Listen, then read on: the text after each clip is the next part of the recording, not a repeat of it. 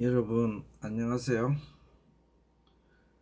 이 시간에는 69번째로 예수 그리스도 인류의 소망이라는 제목으로 지난주에 이어서 계속 강론 드리도록 하겠습니다.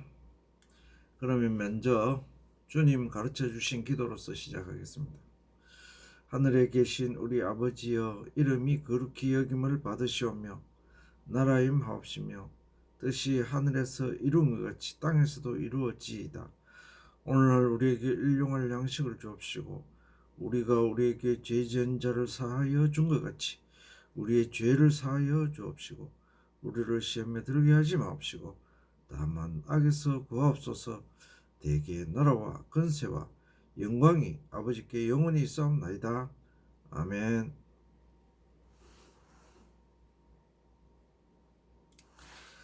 예, 예수 그리스도, 그분은 우리 인류의 소망이자 참 메시아이십니다.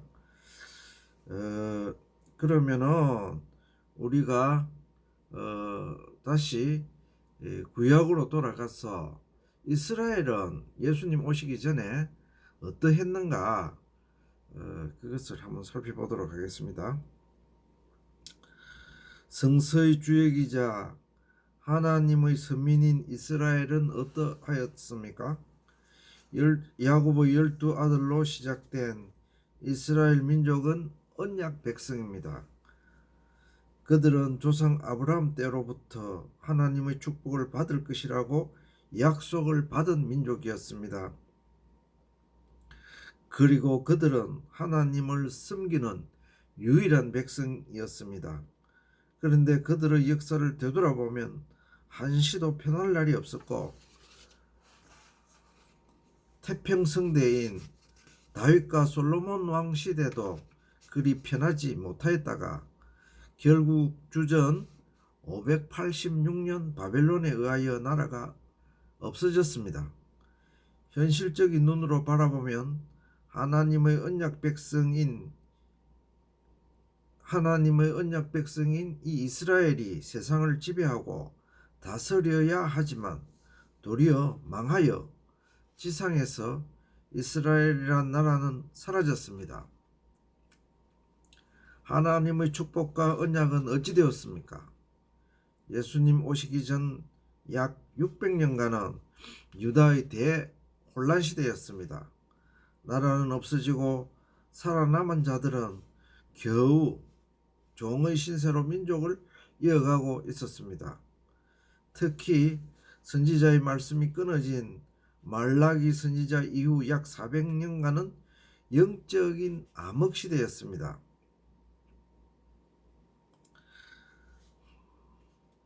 요한복음 1장 40절에서 41절 말씀을 봉독하도록 하겠습니다.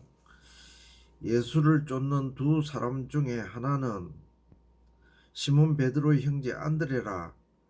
그가 먼저 자기의 형제 시몬을 찾아 말하되 우리가 메시아를 만났다 하고, 메시아는 번역하면 그리스도라. 요한복음 1장 40절에서 41절 말씀입니다. 예수님 당시 베드로와 안드레도 예수님을 만나기 전에 그들이 메시아를 찾고 있음을 본문 말씀은 통하여 알 수 있습니다. 우리가 알다시피 베드로와 안드레는 형제라고 말씀하고 있습니다. 그런데 그 안드레가 먼저 예수님을 바라보고 그분이 메시아다 이래서 시몬 베드로에게, 자기 형에게 그것을 알려줬습니다. 근데 베드로는 원래 그 당시 열심당원이었습니다. 열심당원이라 하면은 우리 한국 일제시대 한국말로 하면은 독립투사였습니다. 독립투사였습니다. 김구 선생이 이끄는 그런 말하자면은 당에 들어가서 자기 나라 유대를 이스라엘을 회복하고 로마로부터 회복하고자 하는 그런 열심당원이었습니다.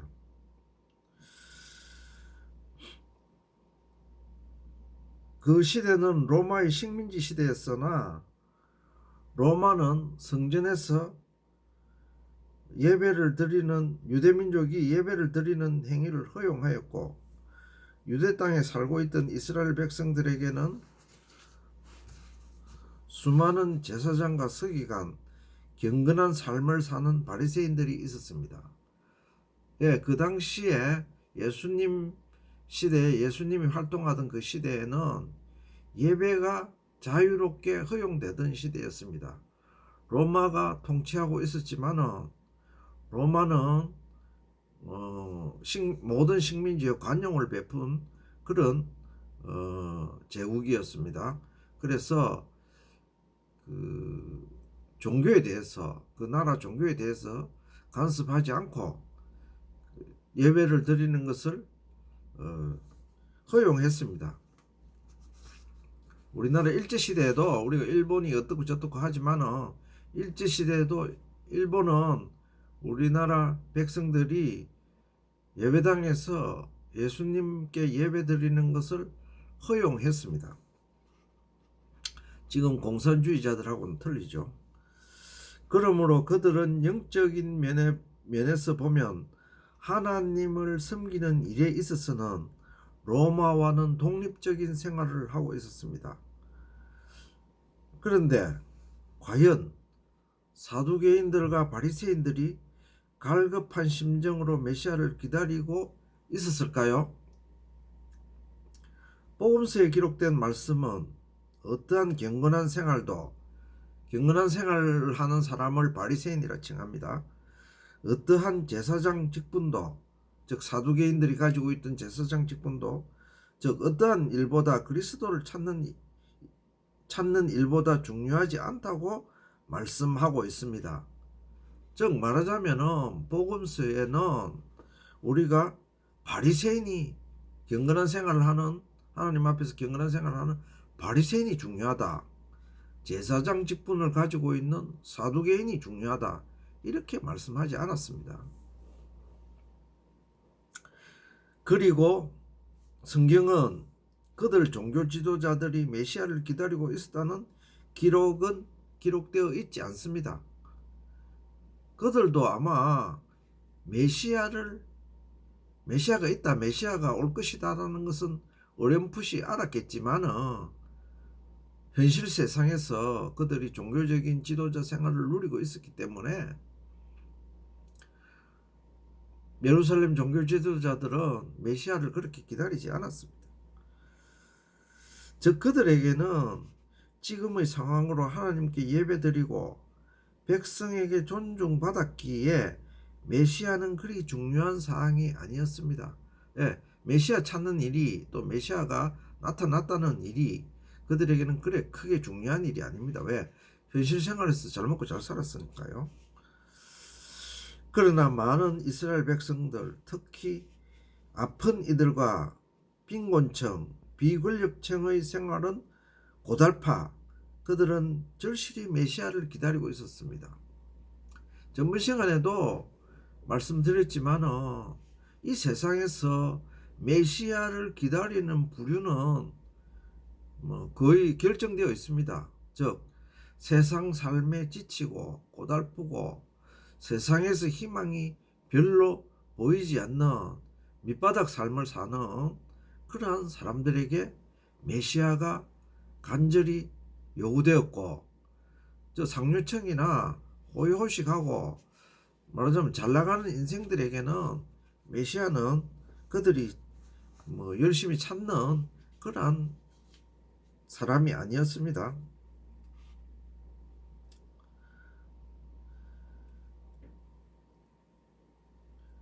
본문에서 왜 갈릴리 바닷가 어부들이 메시아를 간절히 찾고 있었는가? 네, 우리 복음서에 보면은 메시아 찾는 사람들은 전부 다 갈릴리 사람들입니다. 근데 왜 그 갈릴리 바닷가 또 대부분 어부들입니다.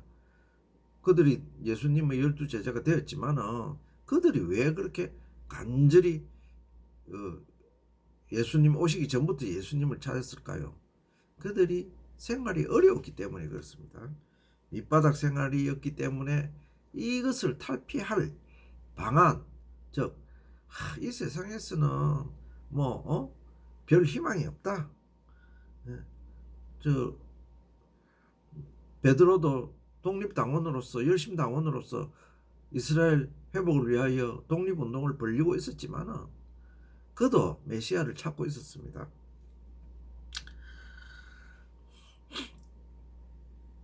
안드레와 베드로, 빌립과 나다나엘도, 사마리아의 수가성 여인도 그들은 한결같이 메시아를 기다리고 있었습니다. 그리고 우리가 잘 알다시피 복음을 받은 베드로와 안드레, 빌립, 나다나엘은 이스라엘 독립투쟁보다도 이제 예수님의 제자가 되어서 나중에 예수님이 돌아가시고 부활승천하시고 나서 예수님의 그 복음을 선교하는 선교사로서의 역할로 나머지 생을 다 마쳤죠. 하나님의 말씀은 세상을 창조하기 전에 이미 메시아를 통하여 인류를 구원하실 것을 약속하셨습니다. 즉 하나님께서는 이 세상, 즉 우리가 태어나기도 전에 아담과 하와를 만들기도 전에 이 지구를 만들기도 전에 이 우주를 만들기도 전에 메시아를 통해서 우리 사람을 인류를 구원해 주실 것이라는 그러한 약속을 하셨습니다. 에베소서 1장 4절 본문 말씀 봉독하도록 하겠습니다.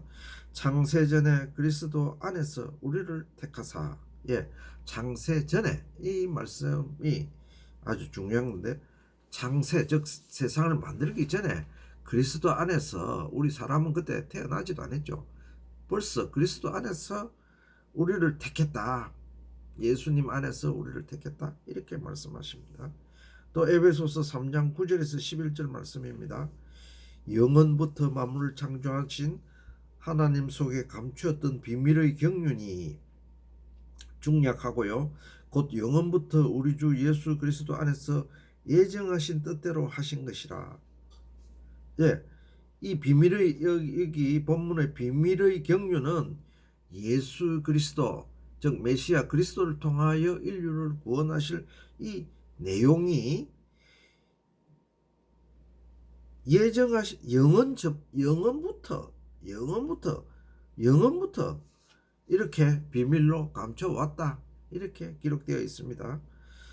또 골로새서 1장 19절 말씀은 아버지께서는 모든 충만으로 예수 안에 거하게 하시고, 충만에 대해서는 말씀드렸죠. 이 세상에 모든 이루어지는 것이, 이 세상의 우주와 이 물질계와 영계와 모든 것이 다 예수님 안에 거하게 하였다. 또한 요한 1서 1장 1절에는 이렇게 기록되어 있습니다. 태초부터 있는 생명의 말씀에 관하여서는, 이 말씀이라는 것은 내중에 우리가 다 알게 되지만은 이 말씀이 곧 예수 그리스도이십니다. 예수님이십니다. 우리 주님이십니다. 로고스로 표현되는 이 말씀입니다. 이 생명의 말씀에 태초부터 있는 생명의 말씀, 이것이 태초부터 예수님은 있었다, 존재하였다, 이렇게 말씀하고 있습니다. 예수 그리스도는 만세전에 이미 그리스도이셨습니다. 우리가 알고 있기로는 천지 창조가 있고 나서 4000년 후, 또 지금으로부터 2000년 전, 그때 이스라엘 땅에 예수님이 나타나심으로 본격적으로 사역이 시작됐지만은 사실상 우리 주님은 창세 전에 벌써 예정 섭리되었다, 이렇게 성서는 말씀하고 계십니다. 이 사실은 매우 중요한데, 이미 아담이 범죄하기 전에, 더 멀리 사탄이 타락하기 전에 예수께서는 그리스도이셨습니다. 즉 예수님은 이 말씀은 아주 근원적인 내용을 내포하고 있는데요. 아주 심오한 내용을 내포하고 있는데, 즉 간단하게 이야기하자면은 예수님은 사탄이 죄를 범죄하기 전에, 죄를 짓기 전에, 아담과 하와가 범죄하기 전에, 즉 죄가 있기도 전에 우리를 구속할 구속자로 하나님의 예정 섭리 가운데 있었다, 이 말입니다. 그러니까 뭐 세상에 뭐 예정 섭리를 안 믿는 사람들이 지금 우리 기독교 안에 많습니다. 대부분이 그렇습니다. 중간다리 걸쳐갖고 뭐 어떨 때는 하나님의 예정 섭리 가운데 있다, 어떨 때는 그것도 아니다, 뭐 이렇게 다들 말하고 있죠. 우연히 있을 수 있는 일이다, 뭐 이런 게. 근데 1.1핵도 하나님의 말씀 가운데 다 이루어지고 있습니다. 그러니까 예수 그리스도 주님의 그 섭리 가운데서 다 이루어지고 있다는 말씀입니다. 쉽게 풀이하면 하나님의 예정 섭리 속에서는 섭리 속에서 모든 것이 진행되며 하나님은 오직 예수 그리스도만이 죄 사함과 영생, 부활, 또한 변화, 천국 등을 이루어 주실 것을 섭리하셨기에 이 말씀을 믿을진데, 메시아에 대한 주님 외에는, 예수 그리스도 외에는 어떤 사람도 어떤 사상도 가짜요 허구입니다. 예. 요즘 이단들이 많이 나타나고 있죠. 요즘 나타난 게 아닙니다. 사실 알고 보면 저 중세 시대도 있을 거예요. 지금 미국의 복음이, 청교도들이 복음을 전해서 미국 전체가 성령 운동이 일어났죠. 1800년대 후반에. 그때도 미국에 많은 이단들이 나타났습니다. 한국에도 일제시대에 옛날 임진왜란 때 그 복음이 전해졌지만은 조선시대 박해를 거쳐서 일제시대에 본격적으로 한국에 복음이 전해졌습니다. 그 일제시대에도 한국이 복음이 아시아에서 놀랍게도 복음으로 인하여 많은 구원을 받을 때, 그때 한국에 많은 이단들이 나타났습니다.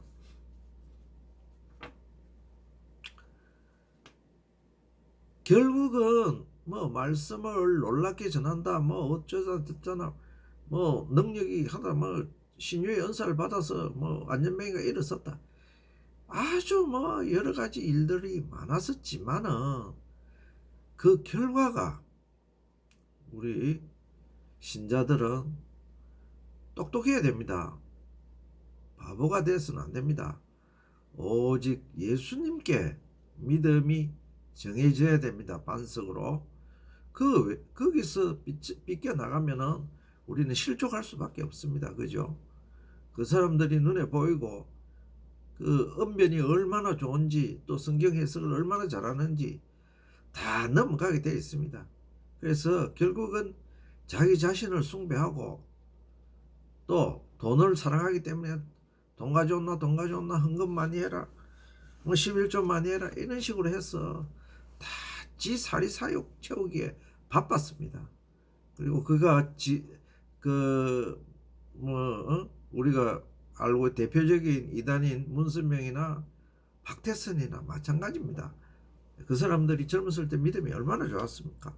그러나 결국은 예수님 밖에 지가 나섰을 때 그들은 다 멸망으로 빠질 수밖에 없었습니다. 그리고 그들을 따르는 많은 교인들도 멸망의 구렁텅이에 빠질 수밖에 없습니다. 왜? 예수님 외에는 구원이 없습니다. 예수님 외에는 아무리 뭐 문선명이 아니라 뭐 박태선이 아니라 지금 누구도 지금도 뭐 많죠. 지금 우리 지금 이 살아있는 지금 이 현실에서도 이단 사설이 많습니다. 예. 그리고 뭐 기성교회도 많아요. 기성교회 목회자들도 자기가 우선으로 내세운 사람은 다 그게 이단입니다.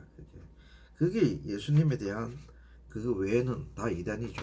예. 이단이 어때 뭐 큰 뭐 이마 빼기에 나는 이단입니다 이래 쓰여 있는 게 아닙니다.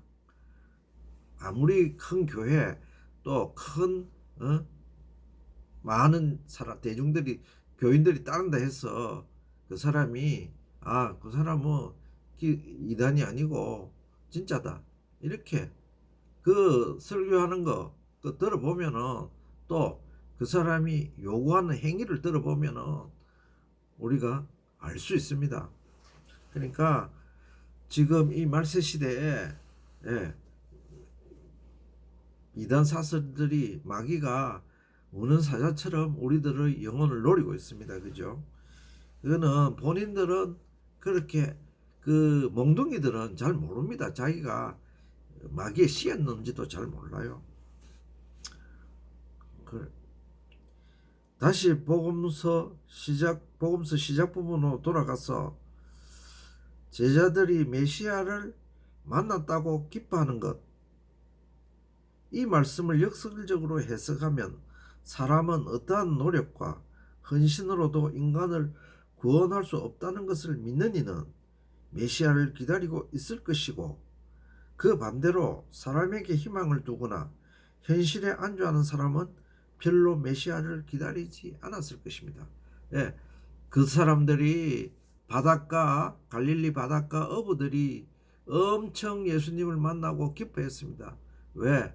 그들이 기다리던 메시아였기 때문입니다. 그래서 나다나엘이 그래 말했죠.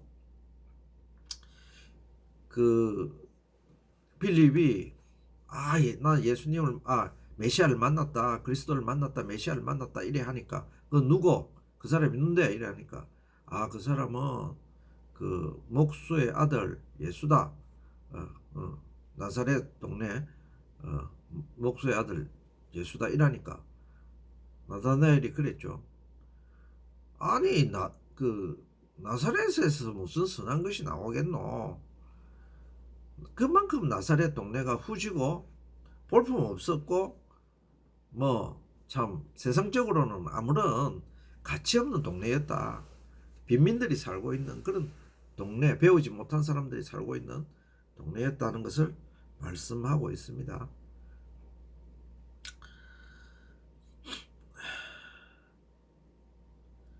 시편 2장 1절에서 4절 말씀입니다.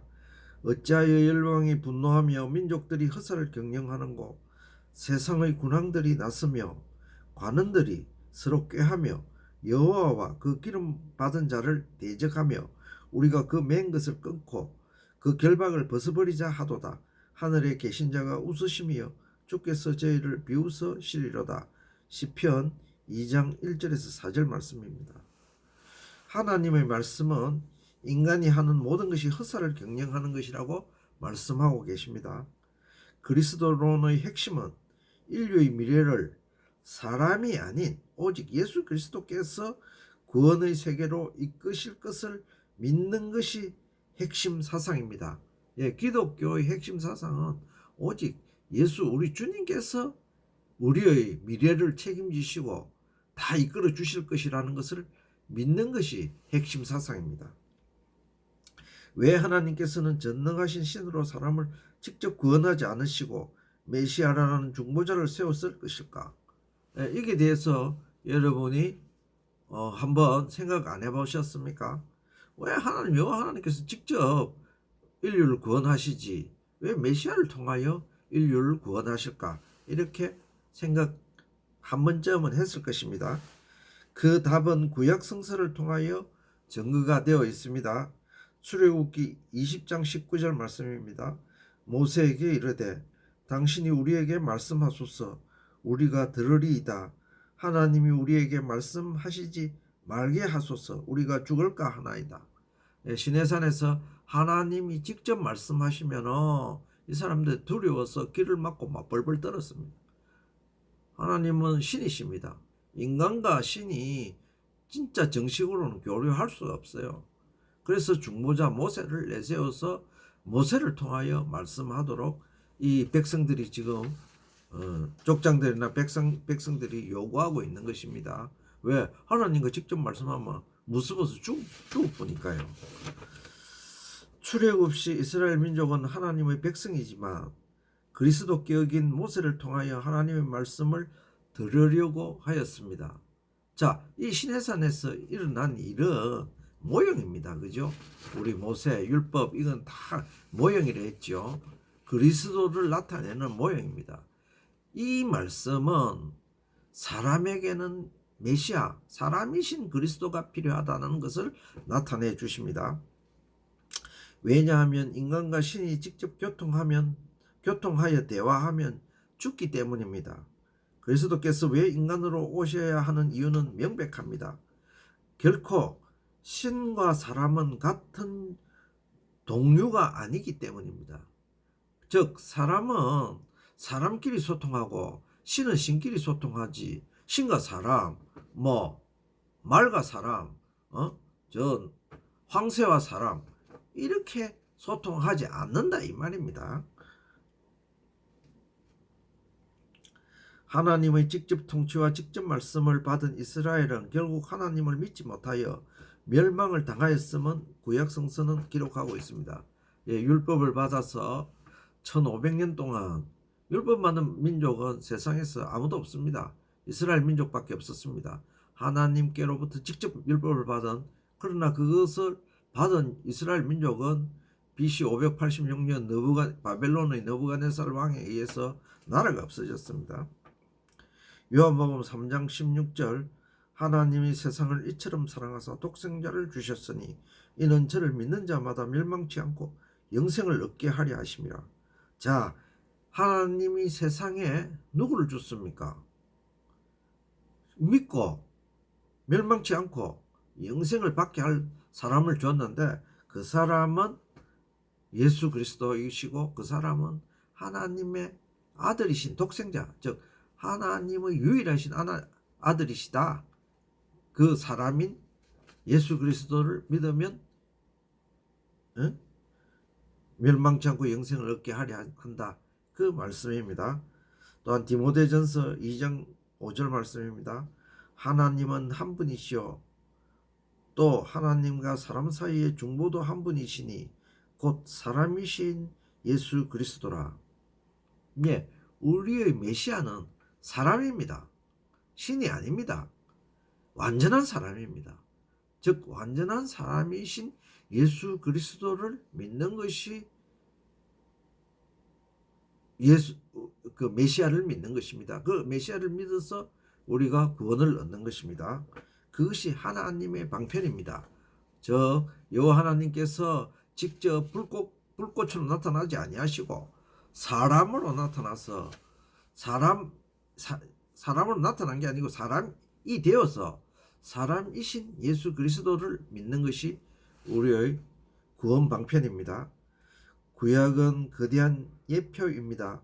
구약은 거대한 역사와 수많은 선지자, 의인, 왕들의 이야기가 있어 수많은 말씀들이 기록되어 있습니다.